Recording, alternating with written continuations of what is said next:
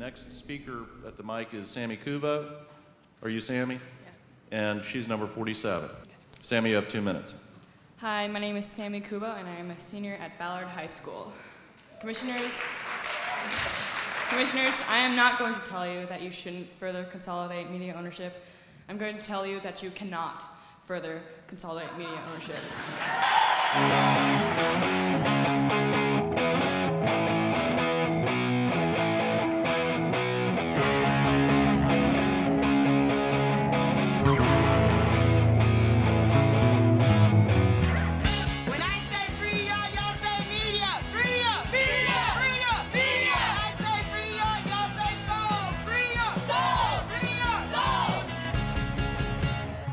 Media consolidation refers to the phenomenon of media companies that own TV stations, cable, radio, newspapers, etc., becoming bigger and bigger and concentrating power over their markets. It makes it possible for single corporations to own a majority of the media. 25 years ago or 30 years ago, only 50 companies together controlled more than half of everything that we see and hear every single day. Now, that number 50, which was alarming enough, has shrunk to 6 or 5 even companies. And some of those corporations aren't even media businesses. Like, that's not what they started out as. It's not what they necessarily care about in any authentic way. It also allows them a great deal of influence over how our culture thinks about itself.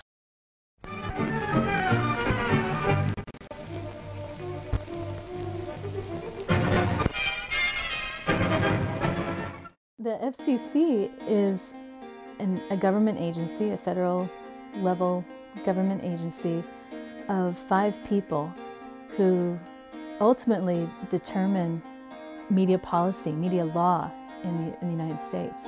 In 2003, they tried to deregulate the rules of how many newspapers and radio stations and TV stations you could own. And they did it in such a brash and irresponsible way that the federal courts actually said, no, that's wrong. You didn't take the public into account. This wasn't a fair process. You need to go and do it again. And so they did it again. They had 6 hearings around the country. The last one was in Seattle. I came today because this is an issue that I care a lot about. I'm going to be speaking about how they misrepresent news and why is news so important to democracy. I wanted to make sure that I had a chance to speak about the impact of consolidation on diversity. They were supposed to go out and listen to the people and get opinions and then go back to DC and carefully think about what people had told them and then make a responsible decision. Instead, they had a lot of hearings kind of fly by night just to say they did them. Well, it was really late notice of when it would be held. How many days did we have in Seattle? 7 days. 7 days, 5 business days. 5 business days.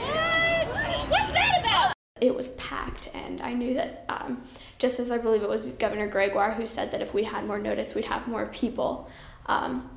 It just shows that it's an issue that really affects everybody.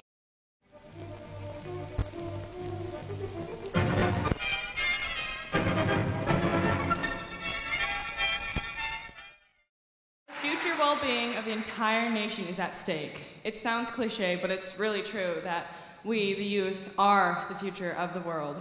I experienced first-handedly the godlike influence the current media has on young people of the nation.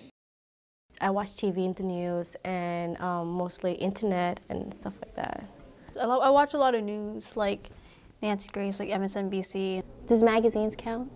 I read magazines all the time. I watch a lot of TV, pretty much whatever is on, like whatever show is in. So often teenagers are seen as people who only see one side to an issue, who aren't fully informed. Teenagers are shown like they're using a lot of drugs, they're drinking and all this stuff. I'm represented as the girl who's pretty much getting pregnant at the age of 15, because that's pretty much how I've seen it in TV, like, oh, she's pregnant, she's Latina. People think I'm like really gangster and all that, but I'm not. I don't know. People think of me as so many other things. They think I smoke, they do all this stuff, but I don't. Basically, it makes really bad appearance of teenagers in modern society. After the 9/11 happened, I believe that people viewed the Islam Nation as a terrorist. I'm misrepresented a lot more than I was back then in 2000. And if you see right now, a lot of people, when you walk on the street, whatever they see from the news, they hear from the news, they point fingers towards you, and a lot of it's stereotypes. It's like terrorists and like guns and like they put like these clothes on, and I don't know. That's not basically like how I dress or like how I act. We had a protest last year, and we were walking by showing people that we're not terrorists. Most people were like, giving us the middle finger and telling us to get off, to get off the country, go back to where you came from. I really thought it was important for me as a youth to testify, because even though there's all those adults there who are representing us, I wanted to tell them something that only a young person could tell them.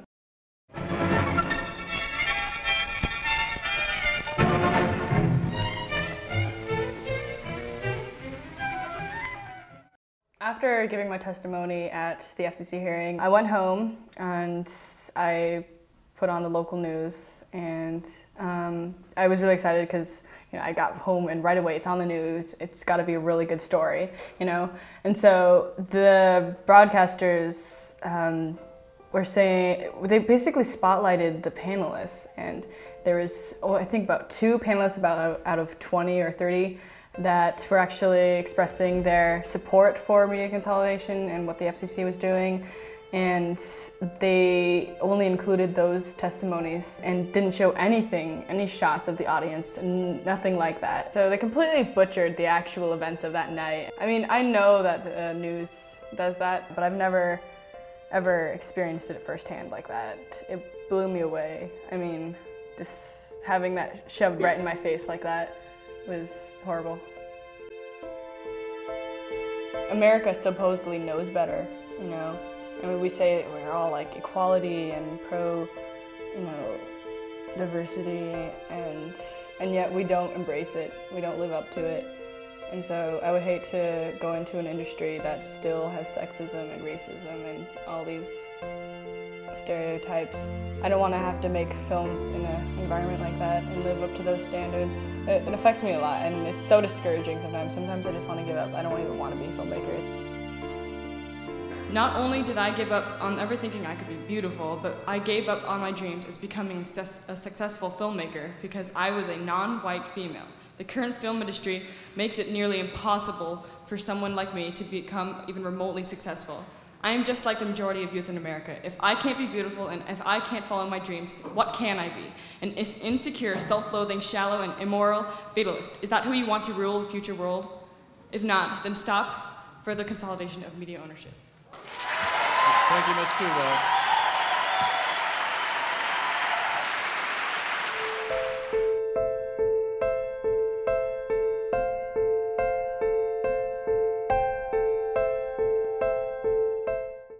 It's always been easier for government voices to be heard.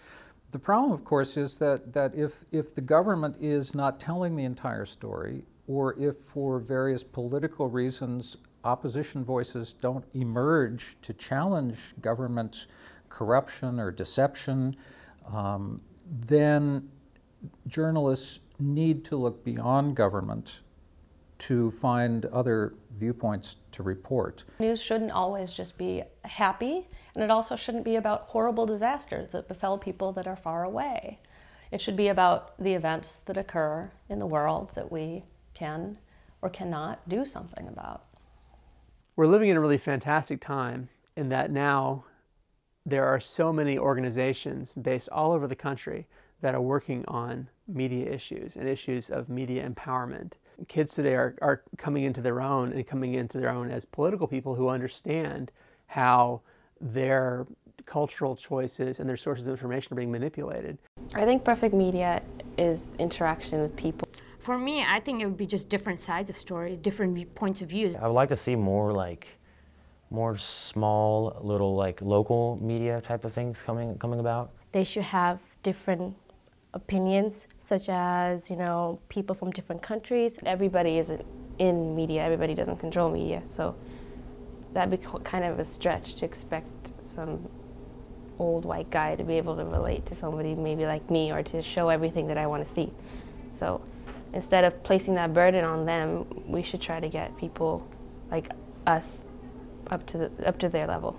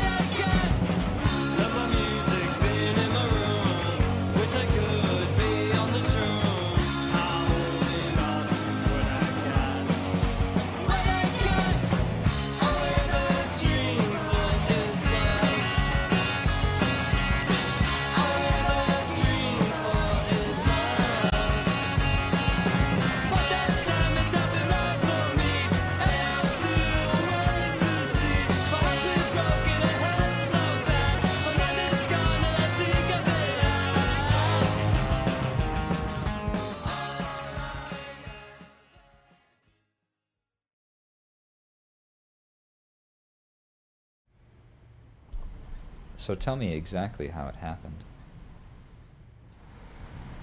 Well, last Friday night I went to a friend's party, just a little get-together.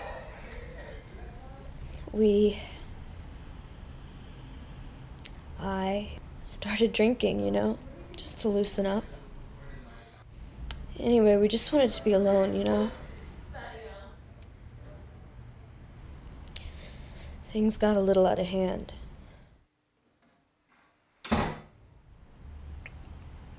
So, the next morning I went to the teen health center.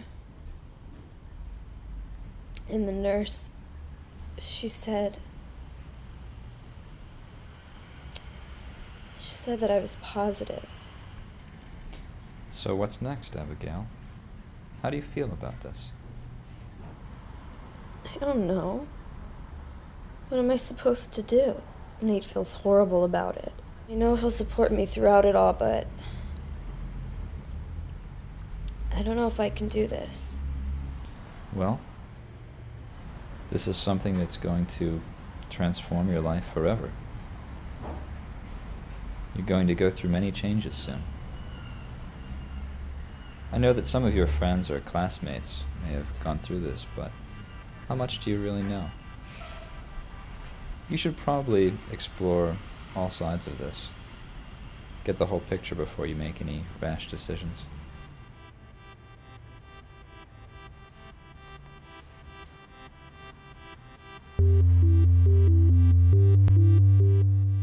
Like, I know what troubles they go through. It's alright as long as they don't, like, openly reveal themselves.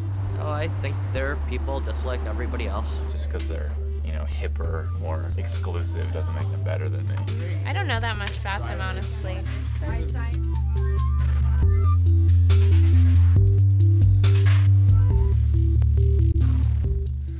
So I've been thinking about what Dr. Meyer said, and I've decided to make a documentary. I made a couple of videos for school projects before.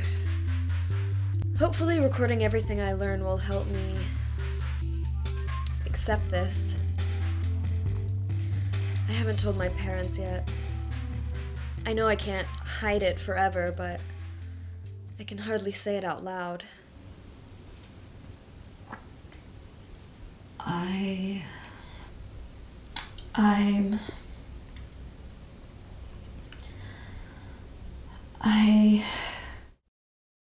Abby, I don't know if I can forgive myself for getting you into this. I mean, you didn't decide to do it.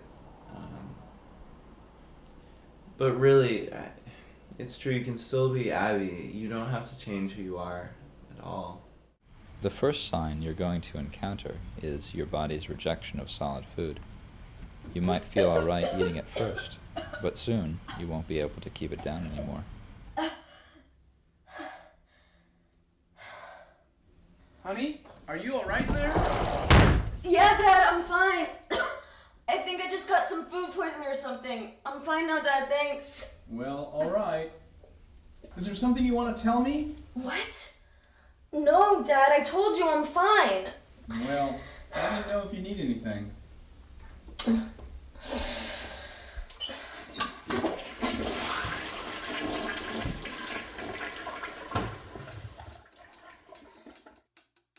I think that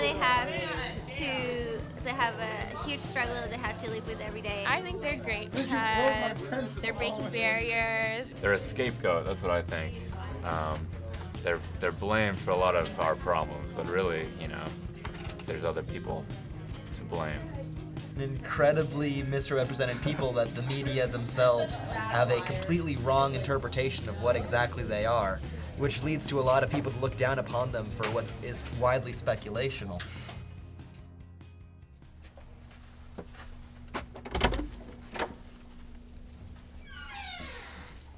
Honey, I'm very concerned. You haven't been eating, you haven't been going to the checkups, and you're not gaining any weight. What are you talking about? I'm talking about the baby. What? Dad, I'm not pregnant. Dad, I'm not pregnant. Okay. I'm a vampire. Oh my God.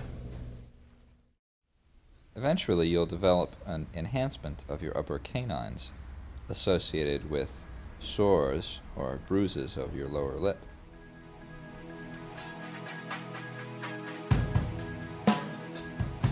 I needed to really find out what I got myself into. I double-checked all the basic vampire lore, what's fact or fiction. Blood is essential to their diet. However, even though their skin and eyes are highly sensitive to the sun, it's not like they burst into flames or ashes. The whole sleeping in coffins underground is all myth. Vampires have had a hard time gaining basic equality rights throughout American history. Up until the 1900s, vampires were outlawed in America and could be killed on sight. In 1902, after the Jameson versus Maine case, a civil rights law was passed that all vampires be given a fair trial for their crime. A subsequent amendment was created in 1963, stating that infecting a human with the vampirism blood pathogen is illegal until the human is 18 years of age or older, even with parent or guardian consent.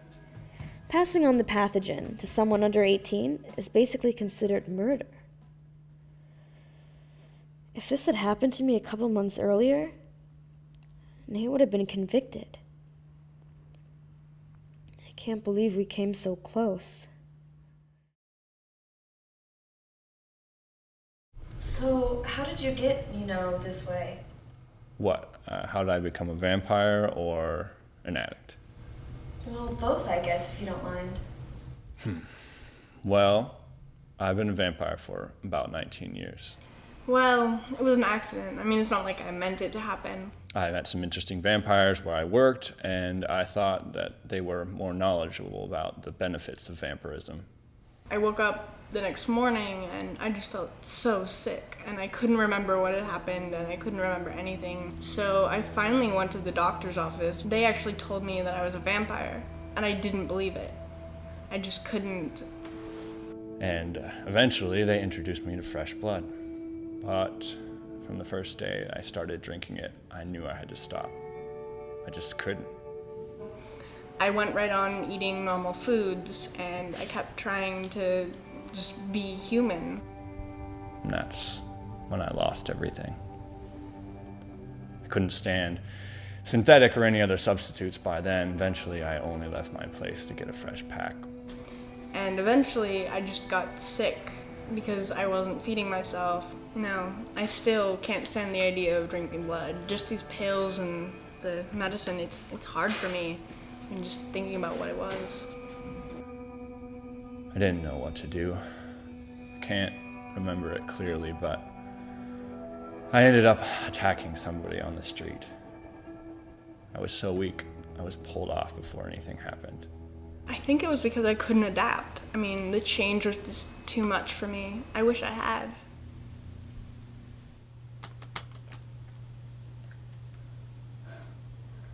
How am I supposed to do this? I can't deal with all of that. I can't do this.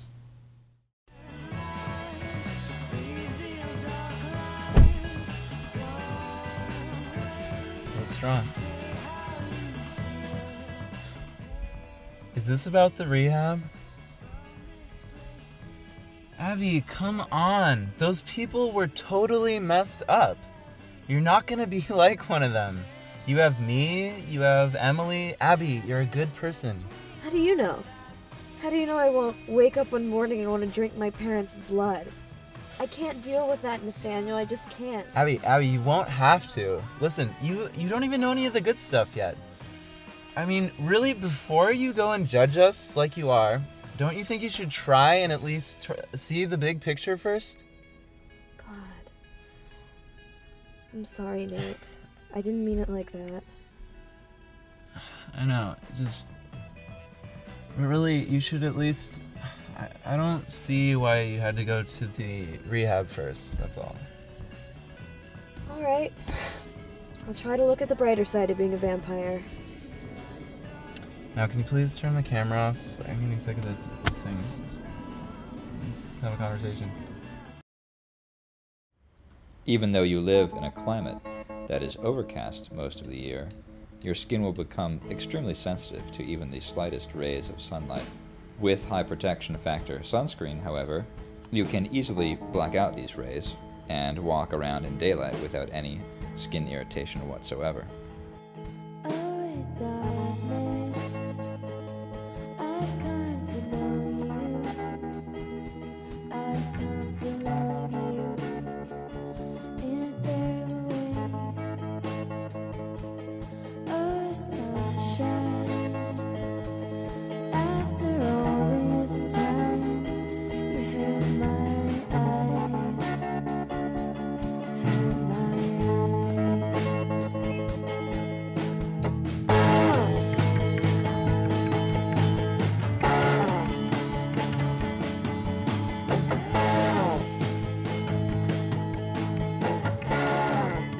I'm Ivan Anatoly. I'm the Northwest Section President of SBI, the world's leading distributor of synthetic blood.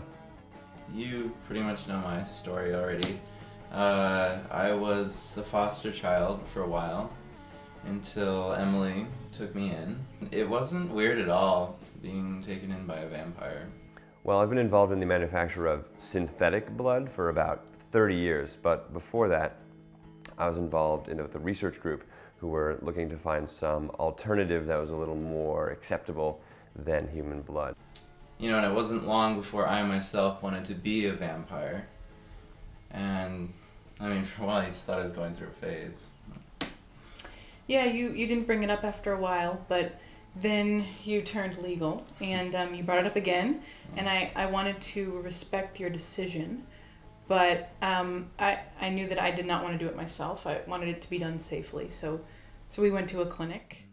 I made the conscious decision to switch my palate over to a more acceptable alternative from human blood. Well, I lived in Santa Barbara when I was 23, and that's where I met Danny. He was the first vampire I ever met, and it was the summer of love, and I was experimenting with different lifestyles and beliefs. I'd say that I've done pretty well for myself, especially without the added cost of procuring human blood. I've been able to amass quite a bit. As a matter of fact, I'm looking forward in the autumn to moving into a castle I've recently purchased in the Scottish Highlands, overlooking the moors. Just breathtaking, breathtaking country. Certainly a lot of old blood, shall we say, resides in that area. After a while, I actually asked Danny to change me. That's how I ended up the way I am, a vampire, I mean. At some point in time, Bela Lugosi, Marilyn Manson, they've all had homes there. As a matter of fact, one of my close neighbors is Angelica Houston. You might remember her from the Addams Family movies, which she was excellent in, but I was surprised to learn that she's in fact a vampire. And, you know, I didn't do it for him. I did it for me, and I never regretted it, but I faced some challenges that I don't think you will face. It it's going to be easier for you than it was for me. So I can't say that I regretted it. And you know, I'm still who I am, and you can still be who you are. You can still be Abigail.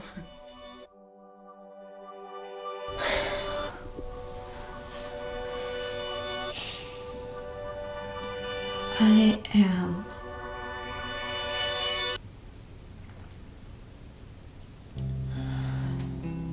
I'm a vampire.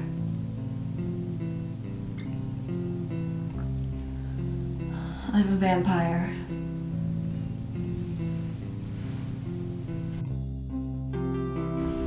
So, it seems you've been pretty busy with your documentary. Yeah, well, I might have gotten a little carried away, but it was worth it. Well, I know you hate this question, but how are you feeling about this? You've definitely made the full transition by now. I guess I finally realized I was happy with who I was when they became I.